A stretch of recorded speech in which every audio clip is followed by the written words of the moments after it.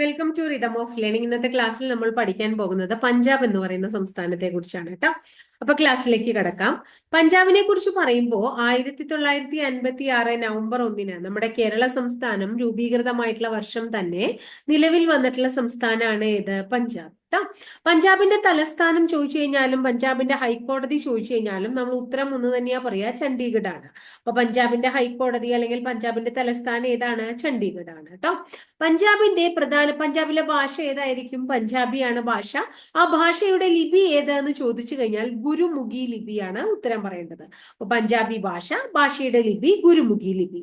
പഞ്ചാബിലെ പ്രസിദ്ധമായിട്ടുള്ള അവരുടെ ഔദ്യോഗിക നൃത്തങ്ങൾ അല്ലെങ്കിൽ അവരുടെ പ്രസിദ്ധമായിട്ടുള്ള നൃത്തങ്ങൾ ഏതൊക്കെയാന്ന് ചോദിക്കുക വെച്ചാൽ ഒന്ന് ബാംഗ്ര പറയും, അടുത്തത് ഗിഡ പറയും. അപ്പൊ ബാംഗ്ര അതുപോലെ തന്നെ ഗിഡ ഇത് രണ്ടും പഞ്ചാബിലെ നൃത്തരൂപങ്ങളാണ്. പഞ്ചാബിന്റെ സംസ്ഥാന വൃക്ഷം ചോദിച്ചു കഴിഞ്ഞാൽ ശീശം എന്നാണ് ആ വൃക്ഷത്തിന്റെ പേര്. അപ്പൊ ശീശം എന്ന് പറയുന്ന വൃക്ഷമാണ് പഞ്ചാബിന്റെ ഔദ്യോഗിക വൃക്ഷം. അതുപോലെ തന്നെ അവരുടെ സംസ്ഥാന മൃഗം അല്ലെങ്കിൽ ഔദ്യോഗിക മൃഗം ഏതാന്ന് ചോദിച്ചു കഴിഞ്ഞാൽ ബ്ലാക്ക് ബക്കാണ്. അപ്പൊ ബ്ലാക്ക് ബക്കാണ് പഞ്ചാബിന്റെ ഔദ്യോഗിക മൃഗം. അപ്പൊ ഔദ്യോഗിക മൃഗം ബ്ലാക്ക് ബക്ക്, ഔദ്യോഗിക വൃക്ഷം ശീശം, അവരുടെ നൃത്തരൂപം ബാംഗ്ര ഗിഡ, ഭാഷ പഞ്ചാബി, പഞ്ചാബി ഭാഷയുടെ ലിപി ഗുരുമുഖി ലിപി. ഇനി പഞ്ചാബിന്റെ സംസ്ഥാന പക്ഷിയാണ് ചോദിക്കണേ. സംസ്ഥാന പക്ഷിയെ ചോദിക്കണേ വെച്ചിട്ടുണ്ടെങ്കിൽ ഗോഷ് ഹാക്ക് ആണ്. അപ്പൊ ഗോഷ് ഹാക്ക് എന്ന് പറയുന്ന ബേർഡ് ആണ് അവരുടെ സംസ്ഥാന പക്ഷി അല്ലെങ്കിൽ ഒഫീഷ്യൽ ബേർഡ് ഓഫ് പഞ്ചാബ്. ഏതാണ്? Goshawk. ഇനി പഞ്ചാബിലെ പ്രധാനപ്പെട്ട ആഘോഷം ഏതെന്ന് ചോദിച്ചു കഴിഞ്ഞാൽ ബൈശാഖിയാണ് നമ്മൾ പറയാ. പഞ്ചാബിന്റെ പ്രധാനപ്പെട്ട ആഘോഷം ബൈശാഖിയാണ്. എന്നാൽ പഞ്ചാബിലെ പ്രധാന വിളവെടുപ്പ് ആഘോഷം എന്ന് എടുത്തു ചോദിക്കുകയാണെങ്കിൽ ലോഹ്രി പറയണം. പഞ്ചാബിലെ പ്രധാന വിളവെടുപ്പ് ആഘോഷം എന്ന് ചോദിക്കുക വെച്ചാൽ ലോഹ്രി പറയണം. അതുപോലെ പഞ്ചാബിന്റെ ആയോധന കല ഗാഡ്ഗ. പഞ്ചാബിന്റെ ആയോധന കല ഗാഡ്ഗ. ഇനി പഞ്ചാബിനെ കുറിച്ച് പറയുമ്പോൾ നമുക്ക് എല്ലാവർക്കും അറിവുള്ള ഒരു എന്താ പറയാ ചോദ്യമാണ് 5 നദികളുടെ നാട് അല്ലെ. 5 നദികളുടെ നാട് എന്നറിയപ്പെടുന്ന സംസ്ഥാനം ഏത് എന്ന് ചോദിച്ചു കഴിഞ്ഞാൽ പഞ്ചാബാണ്. അപ്പൊ പഞ്ചാബിനെ എന്ത് വിളിക്കുന്നു? 5 നദികളുടെ നാട് എന്ന് വിളിക്കുന്നു. അതുപോലെ തന്നെ ബ്രെഡ് ബാസ്ക്കറ്റ് അഥവാ ഇന്ത്യയുടെ അപ്പക്കൂട എന്ന് വിളിക്കുന്നു. അപ്പൊ ഇന്ത്യയുടെ അപ്പക്കൂട എന്നും 5 നദികളുടെ നാട് എന്നും വിളിക്കുന്നത് ഏതിനെയാണ്? പഞ്ചാബിനെയാണ്. അതുപോലെ ഇന്ത്യയുടെ ധാന്യ കലവറ എന്നറിയപ്പെടുന്നതും ഏത് തന്നെയാണ്? പഞ്ചാബ് തന്നെയാണ്. ഇന്ത്യയുടെ ധാന്യ കലവറ, ഇന്ത്യയുടെ അപ്പക്കൂട, അതുപോലെ ഇന്ത്യയുടെ 5 നദികളുടെ നാട്, ചെറുകിട വ്യവസായങ്ങളുടെ നാട്. എന്താണ്? ചെറുകിട വ്യവസായങ്ങളുടെ നാട്. 5 നദികളുടെ നാട്, ചെറുകിട വ്യവസായങ്ങളുടെ നാട്, ഇന്ത്യയുടെ അപ്പക്കൂട, ഇന്ത്യയുടെ ധാന്യക്കലവറ എന്നീ പേരുകളിലൊക്കെ അറിയപ്പെടുന്നത് 1956 നവംബർ 1 നിലവിൽ വന്ന ചണ്ഡീഗഡ് തലസ്ഥാനമായിട്ടുള്ള പഞ്ചാബ് എന്ന് പറയുന്ന സംസ്ഥാനമാണ്. ഇനി പഞ്ചാബിന്റെ പ്രത്യേകതകൾ ഓരോന്ന് നമ്മൾ പഠിക്കുകയാണ്. അതായത് പ്രതി ഹെക്ടർ നോക്കുമ്പോ ഏറ്റവും അധികം ഗോതമ്പ് ഉൽപാദനം നടക്കുന്നത് എവിടെയാണ്? പഞ്ചാബിലാണ്. ഏറ്റവും കൂടുതൽ ഗോതമ്പ് ഉൽപാദനം നടക്കുന്നത് എവിടെയാണ്? പഞ്ചാബിലാണ് കേട്ടോ. ഹരിത വിപ്ലവത്തിന് തുടക്കം കുറിച്ച ഇന്ത്യൻ സംസ്ഥാനവും ഏതന്നെയാണ്? പഞ്ചാബ് തന്നെയാണ്. അപ്പൊ ഹരിത വിപ്ലവത്തിന് തുടക്കം കുറിച്ചു, പ്രതി ഹെക്ടറിൽ ഏറ്റവും കൂടുതൽ ഗോതമ്പ് ഉൽപ്പാദിപ്പിക്കുന്നു എന്നൊക്കെ ചോദിച്ചു കഴിഞ്ഞാൽ ഉത്തരം ഏത് പറയണം? നമ്മൾ പഞ്ചാബാണ് പറയേണ്ടത്. അതുപോലെ തന്നെ സിഖ് മതക്കാർ ഏറ്റവും കൂടുതലുള്ളത്, സിഖ് മതത്തിന് ഭൂരിപക്ഷം കൂടുതലുള്ളത് എവിടെയാണ്? പഞ്ചാബിലാണ്. ഇന്ത്യയിൽ ആദ്യമായിട്ട് രാഷ്ട്രപതി ഭരണം ഏർപ്പെടുത്തിയ സംസ്ഥാനവും പഞ്ചാബാണ്. ഇന്ത്യയിൽ ആദ്യമായിട്ട് രാഷ്ട്രപതി ഭരണം ഏർപ്പെടുത്തിയ സംസ്ഥാനം ചോദിച്ചു കഴിഞ്ഞാലും ഏതന്നെയാ പറയാ? പഞ്ചാബ് തന്നെ പറയും. ഇനി കർഷകർക്ക് വേണ്ടി സോയിൽ ഹെൽത്ത് കാർഡ് പുറത്തിറക്കിയ ആദ്യ സംസ്ഥാനം, കർഷകർക്ക് വേണ്ടി സോയിൽ ഹെൽത്ത് കാർഡ് പുറത്തിറക്കിയ ആദ്യ സംസ്ഥാനം പഞ്ചാബ്. ഇന്ത്യയിൽ ആദ്യമായി ഇൻഡസ് ഡോൾഫിന്റെ ഔദ്യോഗിക സെൻസസ് നടത്താൻ തീരുമാനിച്ച സംസ്ഥാനം പഞ്ചാബ്. ഇന്ത്യയിൽ ആദ്യമായി ഇൻഡസ് ഡോൾഫിന്റെ ഔദ്യോഗിക സെൻസസ് നടത്താൻ തീരുമാനിച്ച സംസ്ഥാനം പഞ്ചാബ്. ഗ്ലോബൽ കോവാക്സ് അലയൻസിൽ പങ്കുചേർന്ന ആദ്യ ഇന്ത്യൻ സംസ്ഥാനം പഞ്ചാബ്. ഗ്ലോബൽ കോവാക്സ് അലയൻസിൽ പങ്കുചേർന്ന ആദ്യ ഇന്ത്യൻ സംസ്ഥാനം പഞ്ചാബ്. ഇന്ത്യയിൽ ആദ്യമായിട്ട് റോബോട്ടിക് ഡിനോസറസ് ഗാലറി നിലവിൽ വന്ന സംസ്ഥാനം പഞ്ചാബ്. ഇന്ത്യയിൽ ആദ്യമായിട്ട് റോബോട്ടിക് ഡിനോസറസ് ഗാലറി നിലവിൽ വന്ന ആദ്യ സംസ്ഥാനം ഏതാണ്? പഞ്ചാബാണ്. അതുപോലെ കോവിഡ് വാക്സിൻ എടുക്കാത്ത സർക്കാർ ജീവനക്കാർക്ക് ശമ്പളം കൊടുക്കില്ല എന്ന് പ്രഖ്യാപിച്ച ആദ്യ സംസ്ഥാനവും പഞ്ചാബാണ്. കോവിഡ് വാക്സിൻ എടുക്കാത്ത ആൾക്കാർക്ക് ശമ്പളം കൊടുക്കില്ല എന്ന് പ്രഖ്യാപിച്ച സംസ്ഥാനവും ഏത് തന്നെയാണ്? പഞ്ചാബ് തന്നെയാണ് എന്ന് ഓർത്തു വെക്കുക. Tissue culture based, tissue culture based seeds potato rules അംഗീകരിച്ച ടിഷ്യൂ കൾച്ചർ ബേസ് ചെയ്തുകൊണ്ടുള്ള സീഡ്സ് പൊട്ടാറ്റോ, ടിഷ്യൂ കൾച്ചറിനെ അടിസ്ഥാനമായിട്ട് tissue culture based seeds potato rules അംഗീകരിച്ച ആദ്യ ഇന്ത്യൻ സംസ്ഥാനം, ടിഷ്യൂ കൾച്ചർ ബേസ് ചെയ്തുകൊണ്ടുള്ള സീഡ്സ് പൊട്ടാറ്റോ റൂട്ട്സ് അംഗീകരിച്ച ആദ്യ ഇന്ത്യൻ സംസ്ഥാനം ഏതെന്ന് ചോദിച്ചു കഴിഞ്ഞാലും നമ്മൾ ഏതാ പറയണ്ടേ? പഞ്ചാബ് തന്നെയാണ് ഉത്തരം പറയേണ്ടത്. അതുപോലെ തന്നെ പഞ്ചാബിലെ വളരെ പ്രശസ്തമായിട്ടുള്ള ഒരു സിറ്റിയുടെ പേരാണ് പട്യാല. നമുക്ക് എല്ലാവർക്കും പരിചയമുള്ള ഒരു സ്ഥലമാണ് പട്യാല എന്ന് പറയുന്നത്. അപ്പോ റോയൽ സിറ്റി എന്നാത്രേ ഈ പട്യാലയെ അറിയപ്പെടുന്നത്. എന്തറിയപ്പെടുന്നു? റോയൽ സിറ്റി എന്നറിയപ്പെടുന്നത് പട്യാലയാണ്. അതുപോലെ തന്നെ ഡീസൽ ലോക്കോ മോഡേണൈസേഷൻ വർക്ക്സ് സ്ഥാപിതമായ സ്ഥലം പട്യാലയാണ്. വളരെ ഇമ്പോർട്ടന്റ് ആണ്. ഡീസൽ ലോക്കോ മോഡേണൈസേഷൻ വർക്ക്സ് സ്ഥാപിതമായ സ്ഥലം ഏതാന്ന് ചോദിച്ചാൽ പട്യാലയാണ്. അതുപോലെ പഞ്ചാബില് പട്യാലയില് ഒരു സ്പോർട്സ് കൗൺസിൽ ഉണ്ട്. Netaji Subhash Chandrabose institute of sports council എന്നാണ് അതിന്റെ പേര്. അപ്പൊ പഞ്ചാബിൽ പട്യാലയിലുള്ള സ്പോർട്സ് കൗൺസിലിന്റെ പേരെന്താണ്? Netaji Subhash Chandrabose institute of sports council എന്നാണ് പേര്. അതുപോലെ തന്നെ നമ്മുടെ ഒരു യൂണിവേഴ്സിറ്റിയും പട്യാലയിലുണ്ട്. Rajiv Gandhi institute of law എന്നാണ് അതിന്റെ പേര്. അപ്പൊ Rajiv Gandhi institute of law സ്ഥിതി ചെയ്യുന്നതും എവിടെയാണ്? പട്യാലയിലാണ്. അതുപോലെ പട്യാലയിലെ പ്രശസ്തമായിട്ടുള്ള ഒരു സ്റ്റേഡിയത്തിന്റെ പേര് യാദാവിന്ദ്ര സ്റ്റേഡിയം എന്നാണ്. അപ്പൊ യാദാവിന്ദ്ര സ്റ്റേഡിയം സ്ഥിതി ചെയ്യുന്നത് പട്യാലയിലാണ്. അപ്പൊ യാദാവിന്ദ്ര സ്റ്റേഡിയം പട്യാലയിൽ സ്ഥിതി ചെയ്യുന്നു. റോയൽ സിറ്റി എന്ന പേരിൽ പട്യാല അറിയപ്പെടുന്നു. ഡീസൽ ലോക്കോ മോഡേണൈസേഷൻ വർക്ക്സ് സ്ഥാപിതമായത് പട്യാലയിലാണ്. നേതാജി സുഭാഷ് ചന്ദ്രബോസിന്റെ പേരില് ഒരു സ്പോർട്സ് കൗൺസില് പട്യാലയിലുണ്ട്.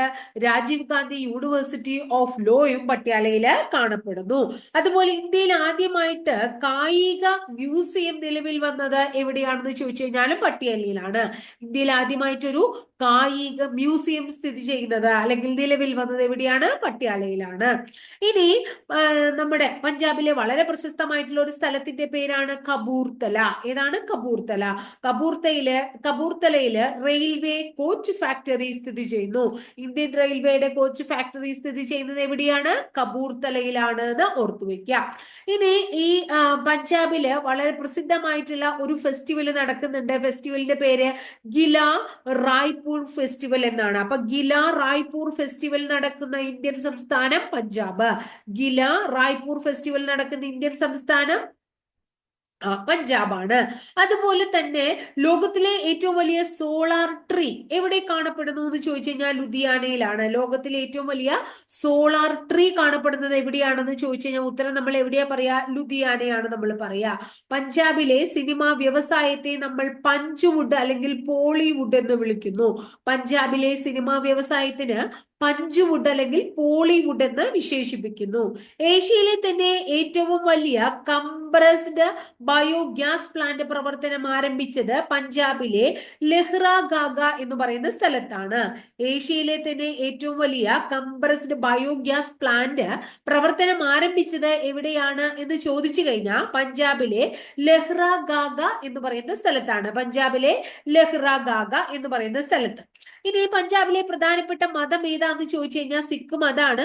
ഇനി സിഖ് മതത്തെ കുറിച്ച് ഞാൻ ഇവിടെയൊന്നും പറയുന്നില്ല. കാരണം നമ്മൾ മെഡീവൽ ഇന്ത്യ പഠിച്ചപ്പോ സിഖ് മതവും സ്ഥാപകനായ ഗുരുനാനാക്കിനെയും ബാക്കി വന്നിട്ടുള്ള ഗുരുക്കന്മാരെയും ഡീറ്റെയിൽഡ് ആയിട്ട് ഫുള്ള് നമ്മളത് പഠിച്ചു തീർന്നിട്ടുള്ളതാണ്. അപ്പൊ അത് നിങ്ങൾ മെഡീവൽ ഇന്ത്യയുടെ ക്ലാസ് കേട്ടു നോക്കുക. അപ്പൊ നമുക്ക് കൃത്യമായിട്ട് മനസ്സിലാവും കേട്ടോ. ഇനി പഞ്ചാബിലെ വളരെ പ്രശസ്തമായിട്ടുള്ള ഒരു സ്ഥലമാണ് അമൃത്സർ. നമുക്ക് എല്ലാവർക്കും പരിചയമുള്ളതാണ്. ജാലിയൻ വാലാബാഗ് ഒക്കെ ആയിട്ട് റിലേറ്റഡ് ആയിട്ട് അല്ലെ. അവിടെ ഇന്ത്യയിൽ ആദ്യമായിട്ട് അന്ധവിദ്യാലയം സ്ഥാപിക്കപ്പെട്ടു എന്നാ പറയണേ. അപ്പൊ ഇന്ത്യയിൽ ആദ്യമായിട്ട് അന്ധവിദ്യാലയം സ്ഥാപിക്കപ്പെട്ടത് എവിടെയാണ്? പഞ്ചാബിലെ അമൃത്സറിലാണ്. ഇന്ത്യയിൽ ആദ്യമായിട്ട് ഒരു അന്ധവിദ്യാലയം സ്ഥാപിക്കപ്പെട്ടത് പഞ്ചാബിലെ അമൃത്സറിലാണ്. അതുപോലെ അമർ ജ്യോതി സ്ഥിതി ചെയ്യുന്നതും എവിടെ തന്നെയാണ്? അമൃത്സറിലാണ് അമർ ജ്യോതി സ്ഥിതി ചെയ്യുന്നതും. ഇനി അമൃത്സറിൽ വളരെ പ്രസിദ്ധമായിട്ടുള്ള ഒരു എയർപോർട്ട് ഉണ്ട്. പേര് രാജാ ജാൻസി എയർപോർട്ട് എന്നാണ്. അപ്പൊ രാജാ ജാൻസി എയർപോർട്ട് എവിടെയാ സ്ഥിതി ചെയ്യുന്നത്? അമൃത്സറിലാണ്. രാജാ ജാൻസി എയർപോർട്ട് അമൃത്സറിലാണ് കേട്ടോ. ഇനി പഞ്ചാബിലെ വളരെ പ്രശസ്തമായിട്ടുള്ള ഒരു നദിയുടെ പേര് സത്ലജ് ആണ്. സത്ലജിന്റെ പ്രത്യേകത എന്താണ്? ലുധിയാന എന്ന് പറയുന്ന ഇന്ത്യയുടെ സൈക്കിൾ നഗരം എന്നറിയപ്പെടുന്ന നഗരം സ്ഥിതി ചെയ്യുന്നത് ഈ സത്ലജ് നദിയുടെ തീരത്താണ്. അപ്പൊ സത്ലജ് നദിയുടെ തീരത്ത് സ്ഥിതി ചെയ്യുന്ന ഇന്ത്യയുടെ സൈക്കിൾ നഗരം എന്നറിയപ്പെടുന്ന സിറ്റി ഏതാണ്? ലുധിയാനയാണ്. അത് പഞ്ചാബിലെ ഏറ്റവും വലിയ നഗരമാണ്. അപ്പൊ പഞ്ചാബിലെ ഏറ്റവും വലിയ നഗരമായ ലുധിയാന സത്ലജ് നദീ തീരത്ത് സ്ഥിതി ചെയ്യുന്നു. അത് ഇന്ത്യയുടെ സൈക്കിൾ നഗരം എന്ന പേരിൽ അറിയപ്പെടുന്നു. അതുപോലെ തന്നെ എന്താണ്, സത്ലജ് നദീ തീരത്താണ് എന്ത് സ്ഥിതി ചെയ്യുന്നത്? ലുധിയാന സ്ഥിതി ചെയ്യുന്നത്. ഇനി സത്ലജ് നദീ തീരത്ത് സ്ഥിതി ചെയ്യുന്ന വേറൊരു സ്ഥലത്തിന്റെ പേര് ഫിറോസ്പൂർ എന്നാണ്. അപ്പൊ ഫിറോസ്പൂർ എന്ന് പറയുന്ന ഒരു സിറ്റിയും പ്രധാനപ്പെട്ട ഒരു പ്രദേശവും പഞ്ചാബിലെ ഒരു പ്രദേശവും ഏത് നദീ തീരത്ത് തന്നെയാണ്? സത്ലജ് നദീ തീരത്ത് തന്നെയാണ് എന്ന് ഓർത്തു വെക്കുക. ഇനി അടുത്തത് വാഗ അതിർത്തി. നമുക്ക് എല്ലാവർക്കും അറിയുന്ന ഒരു അതിർത്തിയാണ് വാഗ അതിർത്തി. അത് പഞ്ചാബിലാണ്. ഇന്ത്യയുടെ ബെർലിൻ മതിൽ എന്ന് വിളിക്കുന്നത് വാഗ അതിർത്തിയാണ്. അപ്പൊ ഇന്ത്യയിലെ ബെർലിൻ മതിൽ എന്നറിയപ്പെടുന്ന വാഗ അതിർത്തി സ്ഥിതി ചെയ്യുന്നത് പഞ്ചാബിലാണ്. വാഗ അതിർത്തിയിൽ നടക്കുന്ന ബീറ്റിംഗ് റിട്രീറ്റ് സെറിമണി ഉണ്ട്. ഇന്ത്യയുടെ ഭാഗത്ത് നിന്നും പങ്കെടുക്കുന്നത് ബോർഡർ സെക്യൂരിറ്റി ഫോഴ്സ് ആണ്. ആരാണ്? ബോർഡർ സെക്യൂരിറ്റി ഫോഴ്സ് ആണ് വാഗ അതിർത്തിയിൽ നടക്കുന്ന ബീറ്റിംഗ് റിട്രീറ്റ് സെറിമണിയില് ഇന്ത്യയുടെ ഭാഗത്തു നിന്നും പങ്കെടുക്കുന്നത്. ആരാ പങ്കെടുക്കണേ? ബോർഡർ സെക്യൂരിറ്റി ഫോഴ്സ് അഥവാ BSF ആണ്. അപ്പൊ വാഗ അതിർത്തി എവിടെയാ സ്ഥിതി ചെയ്യണേ? പഞ്ചാബിലാണ്. പഞ്ചാബിൽ സ്ഥിതി ചെയ്യുന്ന വാഗ അതിർത്തിയെ എന്ത് വിളിക്കുന്നു? ഇന്ത്യയുടെ ബെർലിൻ മതിൽ എന്ന് വിളിക്കുന്നു. അതുപോലെ തന്നെ ബീറ്റിംഗ് റിട്രീറ്റ് സെറിമണി, വാഗ അതിർത്തിയിൽ നടക്കുന്ന ബീറ്റിംഗ് റിട്രീറ്റ് സെറിമണിയിൽ ഇന്ത്യയിൽ നിന്ന് പങ്കെടുക്കുന്നത് ആരാണ്? ബോർഡർ സെക്യൂരിറ്റി ഫോഴ്സ് ആണ്. അപ്പൊ പാകിസ്ഥാനിൽ നിന്നും പങ്കെടുക്കുന്നുണ്ടാവല്ലോ. പാകിസ്ഥാനിൽ നിന്നും ആരാ പങ്കെടുക്കണേന്ന് ചോദിച്ചു കഴിഞ്ഞാൽ പാകിസ്ഥാൻ റേഞ്ചേഴ്സ് ആണ്. അപ്പൊ പാകിസ്ഥാൻ റേഞ്ചേഴ്സ് പാകിസ്ഥാനിൽ നിന്നും BSF ഇന്ത്യയിൽ നിന്നും പങ്കെടുക്കുന്നു. ഇനി നമുക്ക് എല്ലാവർക്കും അറിയുന്ന ഒരു സംഭവമാണ് ഏത്? അമൃത്സറില് സുവർണ ക്ഷേത്രം അല്ലെ. അപ്പൊ ഇന്ത്യയിലെ ഏറ്റവും വലിയ ഗുരുദ്വാരയൊക്കെ അമൃത്സറിലെ സുവർണ ക്ഷേത്രമാണ്. അമൃത്സറിന് പട്ടണം പണി കഴിപ്പിച്ചത് ഗുരു രാംദാസ് ആണ്. അത് നിർമ്മിക്കാൻ സ്ഥലം കൊടുത്ത മുഗൾ ചക്രവർത്തി അക്ബർ ആണ്. ഇതൊക്കെ നമ്മൾ പഠിച്ചിട്ടുള്ളതാണ്. അപ്പൊ അതുകൊണ്ട് അങ്ങനെയുള്ള കാര്യങ്ങളൊന്നും നമ്മൾ ഇവിടെ കൂടുതൽ വിവരിക്കുന്നില്ല. ഇന്ത്യയിൽ ആദ്യമായിട്ട് ഇലക്ട്രോണിക് സിഗരറ്റ് നിരോധിച്ച സംസ്ഥാനം ഏതെന്ന് ചോദിച്ചു കഴിഞ്ഞാൽ പഞ്ചാബാണ്. ഇന്ത്യയിൽ ആദ്യമായിട്ട് ഇലക്ട്രോണിക് സിഗരറ്റ് നിരോധിച്ച സംസ്ഥാനം ഏതാണ്? പഞ്ചാബാണ്. അതുപോലെ തന്നെ മതഗ്രന്ഥങ്ങളൊക്കെ അശുദ്ധമാക്കി കഴിഞ്ഞാൽ ജീവപര്യന്തം തടവു ശിക്ഷ ഏർപ്പെടുത്തിക്കൊണ്ട് നിയമ ഭേദഗതി കൊണ്ടുവന്ന സംസ്ഥാനമാണ് പഞ്ചാബ്. അപ്പൊ മതഗ്രന്ഥങ്ങൾ ഒന്നും തന്നെ അശുദ്ധമാക്കാൻ പാടില്ല. അങ്ങനെ അശുദ്ധമാക്കി കഴിഞ്ഞാൽ ജീവപര്യന്തം തടവ് ശിക്ഷ കൊടുക്കാൻ വേണ്ടിയിട്ട് എന്ത് കൊണ്ടുവന്നു എന്നാണ് പറയുന്നത്? തടവ് ശിക്ഷ കൊടുക്കാനായിട്ട് നിയമ ഭേദഗതി കൊണ്ടുവന്ന സംസ്ഥാനം ഏതാണ്? പഞ്ചാബാണ് കേട്ടോ. ഇനി അടുത്തത് നഴ്സറി മുതൽ PhD വരെ പഠിക്കുന്നതിനായിട്ട്, പ്രത്യേകിച്ച് പെൺകുട്ടികൾക്ക് കേട്ടോ, ആൺകുട്ടികൾക്കല്ല, പെൺകുട്ടികൾക്ക് പഠിക്കുന്നതിനായിട്ട് സൗജന്യ വിദ്യാഭ്യാസം ഏർപ്പെടുത്തിയ സംസ്ഥാനം ആരാണ്? പഞ്ചാബാണ്. അപ്പൊ നഴ്സറി മുതൽ PhD വരെ പഞ്ചാബിലെ പെൺകുട്ടികൾക്ക് പഠിക്കാനായിട്ട് എന്ത് വേണ്ട? കാശൊന്നും വേണ്ട, അവിടെ ഫ്രീ ആണ് എന്ന് മനസ്സിലാക്കുക. അതുപോലെ തന്നെ 1947 ഇന്ത്യ വിഭജനം ഓർമ്മപ്പെടുത്താനായിട്ട് പാർട്ടീഷൻ മ്യൂസിയം ആരംഭിച്ചത് അമൃത്സറിലാണ്, പഞ്ചാബിലെ അമൃത്സറിൽ. അപ്പൊ ഇന്ത്യ വിഭജനത്തെ ഓർമ്മപ്പെടുത്തുന്ന ആദ്യത്തെ പാർട്ടീഷൻ മ്യൂസിയം ഇന്ത്യയിലെ അമൃത്സറിലാണ് കാണപ്പെടുന്നത് എന്ന് ഓർത്തുവെക്കുക. ഇന്ത്യയിൽ ആദ്യമായിട്ട് CCTV സംവിധാനം നിലവിൽ വന്നത് പഞ്ചാബിലെ പ്രസിദ്ധമായിട്ടുള്ള ഒരു ട്രെയിനാണ്, ഷാനി പഞ്ചാബ് എന്ന് പറയുന്ന ട്രെയിനിലാണ്. ഇന്ത്യയിൽ ആദ്യമായിട്ട് CCTV സംവിധാനം നിലവിൽ വന്ന ട്രെയിൻ ഏതാണ്? ഷാനി പഞ്ചാബ് എന്ന് പറയുന്ന ട്രെയിനാണ്. അതുപോലെ തന്നെ ഹെപ്പറ്റൈറ്റിസ് C രോഗം ഉണ്ടല്ലോ, അതിന് സൗജന്യ ചികിത്സ ഏർപ്പെടുത്തിയ ആദ്യ ഇന്ത്യൻ സംസ്ഥാനം പഞ്ചാബാണ്. ഹെപ്പറ്റൈറ്റിസ് C രോഗത്തിന് സൗജന്യ ചികിത്സ ഏർപ്പെടുത്തിയ ആദ്യ ഇന്ത്യൻ സംസ്ഥാനം ഏതാണ്? പഞ്ചാബാണ്. ഇനി നമ്മുടെ ലുധിയാന, നേരത്തെ നമ്മൾ പറഞ്ഞതാണ് സൈക്കിൾ നഗരം എന്ന് പറയുന്ന ലുധിയാനയിൽ ഒരു പ്രോജക്റ്റ് ആരംഭിച്ചേക്കാണ്, സെൽഫി വിത്ത് മൈ ശൗചാലയ. എന്തിനു വേണ്ടിയിട്ടാണ്? സ്വച്ഛ് ഭാരത് മിഷന്റെ ഭാഗമായിട്ട് ആരംഭിച്ചതാണ്. അപ്പൊ സ്വച്ഛ് ഭാരത് മിഷന്റെ ഭാഗമായി ലുധിയാനയിൽ ആരംഭിച്ച പ്രോജക്റ്റിന്റെ പേരെന്താണ്? സെൽഫി വിത്ത് മൈ ശൗചാലയ എന്നാണ്.